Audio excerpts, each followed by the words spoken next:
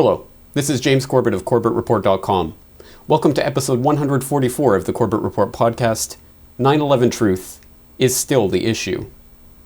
And I'm sure that my long-term listeners do not have to be told that 9/11 truth is still the issue.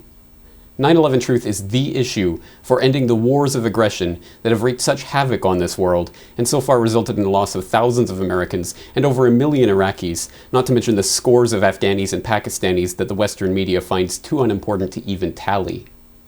9/11 truth is the issue for exposing one of the largest swindles in history, the $2.3 trillion that Donald Rumsfeld had pronounced missing from the Pentagon's coffers on September 10th, 2001, the day before the attack on the most heavily defended building in the world that left the very office that was investigating those missing trillions smoking in ruins. 9/11 truth is the issue for unraveling decades of manipulation of foreign terrorist assets in calculated strategies of tension that have left thousands of dead bodies in their wake, all directly attributable to the machinations of intelligence agencies. 9/11 truth is one of the few issues that gives any hope at striking at the true root of the system that has acted so concertedly against the interests of the people and resulted in the erection of a control grid to watch over the populace for the benefit of the Plutarchs, the well-connected, and the banksters. In short, 9/11 truth is one of the most important issues with which we can possibly hope to press forward, even now, 9 years after those horrific events unfolded. And if there is any glimmer of hope to be had, it's in the fact that by and large, 9/11 truth is winning the battle for the hearts and minds of the public. More and more people are waking up to the reality that they have been sold a bill of goods with the 9/11 Commission, and that the official conspiracy of that day is false. Just one trivial indication of that came very recently here in Japan in a website called Japan Today, which ran a poll asking the simple question, do you believe Al-Qaeda was responsible for the attacks on 9/11?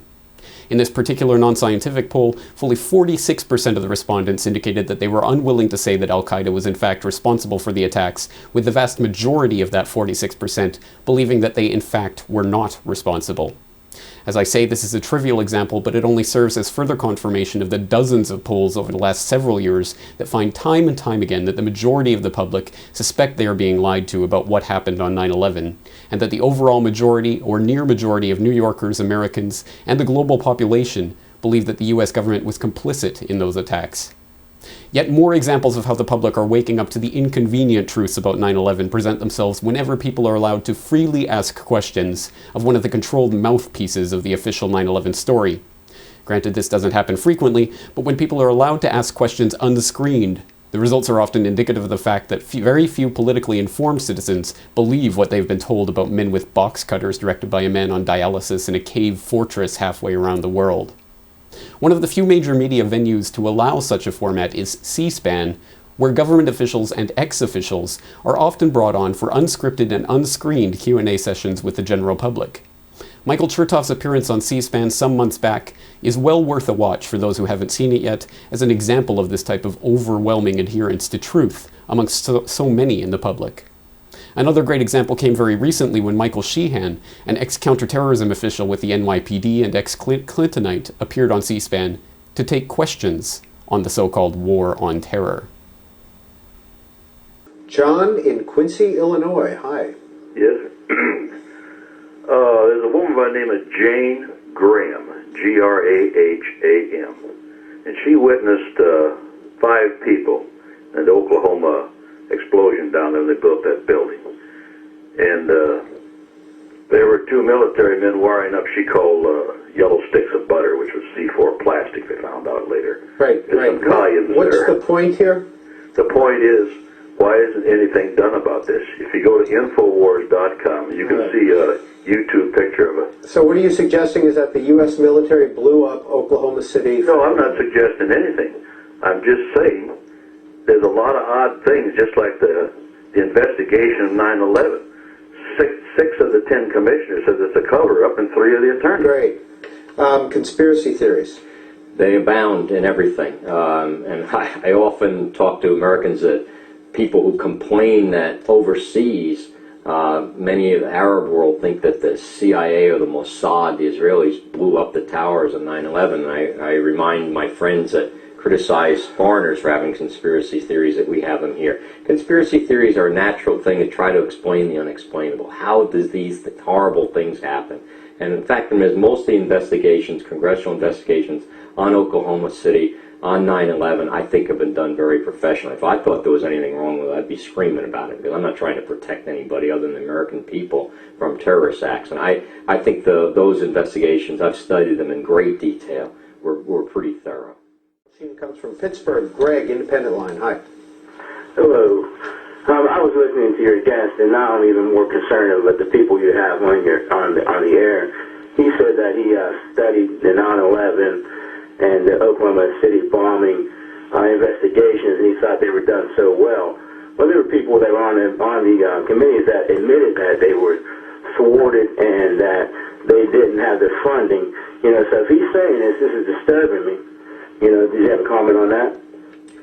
I've spoken to almost all the 9/11 Commission members, and I think they were generally satisfied with the report. At least of course, they had complaints about certain areas, perhaps not having enough time or enough funding, or certain areas but the general contours, the general principal findings of the report, I don't think any of the members had a major problem with. And I know virtually all of them.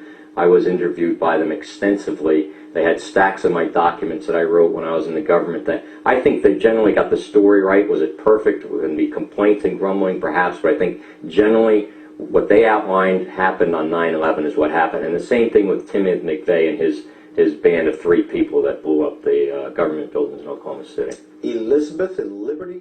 St. Louis. Bill, Democrat. You're on with Michael Sheehan. Yes, Mr. Sheehan, how are you doing today? Good. I'd like you to comment, since you're a terrorist expert, why don't you comment on all of the nanothermite that was found at the World Trade Center in the dust? And if you want to get at the terrorist issue, why don't you deal with the apartheid state of Israel? Well, I'm not familiar with the dust of the World Trade Center, but I know there's a lot of questions and conspiracies about what happened there. I think it's pretty much what it was, a couple airplanes driving into some big buildings that unfortunately created a perfect storm of heat and fire, and they collapsed. Are you surprised at the level of suspicion about 9/11? No, I'm not. Why? It's typical. We typically, not only Americans, but people abroad, almost always put a conspiracy theory onto something. The murder of President Kennedy. I think there are many, many Americans who think that the Warren Commission was absolutely wrong. It's been looked at over and over and over again. I believe it probably got it right. Do I have questions about Oswald and Ruby? And of course, it's unexplainable how this can all happen. But at the end of the day, I happen to believe in what it is. But many, many Americans can't accept that. 9/11, other big events, it just seems to be a natural phenomena, both here in the U.S. and certainly abroad, even worse abroad. The conspiracy theories are much more deep and worse outside the U.S. Time for a couple more calls with Michael Sheehan. We're talking about preventing domestic terrorism. Elkridge, Maryland. John, Independent Line. Hi. Good morning, Mr. Sheehan. Hi. I would like to just name a couple people, and if you could tell me yes or no if you are familiar with these people, and then have a follow-up. Okay. Major General Albert Stubbebein. John, go ahead. List your people. Ask your question, then we'll get a response. Okay. It's Colonel George Nelson, Lieutenant Colonel Shelton Langford, Commander Ralph Holstead. There's 200 more military people at a site called Patriots Question 9/11. I was going to ask you if you were familiar with that site, and if not, you and everyone listening to this should definitely check it out. Thank you very much, John. Another conspiracy theorist. Yeah, and a lot of people question it. And again, if I thought there was something unusual about 9/11, I would be sitting here today talking about it. I have no agenda to protect anybody. To be sure, it is extremely heartening to see an establishment mouthpiece being grilled so thoroughly on the lies that perpetuate the myth of the all-pervasive terrorist conspiracy that we're facing. And given that the lapdog media has done its dutiful best to keep the public in the controlled war on terror paradigm with staged distractions like the Ground Zero Mosque controversy, it represents quite a victory for the people against the multi-trillion-dollar military-industrial terror media complex that goes to such pains to stifle independent thought. However, it's important to keep in mind that the 9/11 truth movement to the extent that it constitutes a movement with all of the attendant problems associated with such a concept, it's important for us to keep in mind that it is possible to win a battle and yet lose the war. It's possible for 9/11 Truth to win the battle for the hearts and minds of the people, but lose the war of effecting actual change in the system that made that attack possible, or achieving true justice for the victims of September 11th. As we stand here now on the brink of the 9th anniversary of 9/11, we find that yet another year has come and gone without a new, independent, subpoena-powered investigation into the attacks, with no real end to the wars of aggression waged worldwide in those attacks' name, and with no help for the sick and dying 9/11 responders from the very government that admittedly sentenced them to death with their lies about the quality of the air at Ground Zero. Now, I'm not here to be maudlin or demotivational, but it's important to be realistic about what has been achieved and what can be achieved. Rome was not built in a day. Neither will it be deconstructed in a day. But still, the seeming lack of progress on these key issues can be used constructively as a basis for reflecting on the state of 9/11 Truth and where the movement should be heading. In today's episode, we are going to draw on some of the many notable proponents of 9/11 Truth to ponder where we are and where we're going.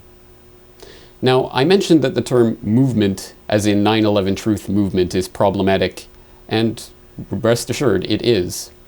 Movements tend to have leaders. They tend to be top-down, hierarchical structures that self-organize into rigid groups.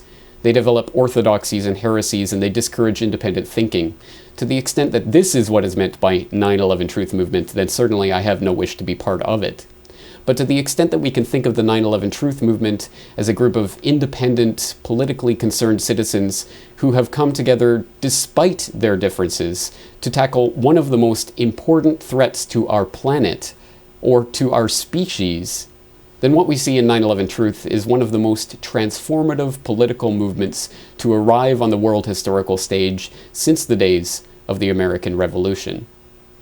With that in mind, let's turn to an interview that I recently had the chance to conduct with Dr. Robert Bowman, a retired U.S. Air Force colonel who flew 101 missions over Vietnam, the former head of the Star Wars defense program under Ford and Carter, and one of that program's most outspoken critics under Reagan, and a nuclear physicist with a PhD from Caltech. He's also a vocal critic of the official 9/11 story and has spoken out for 9/11 Truth for years.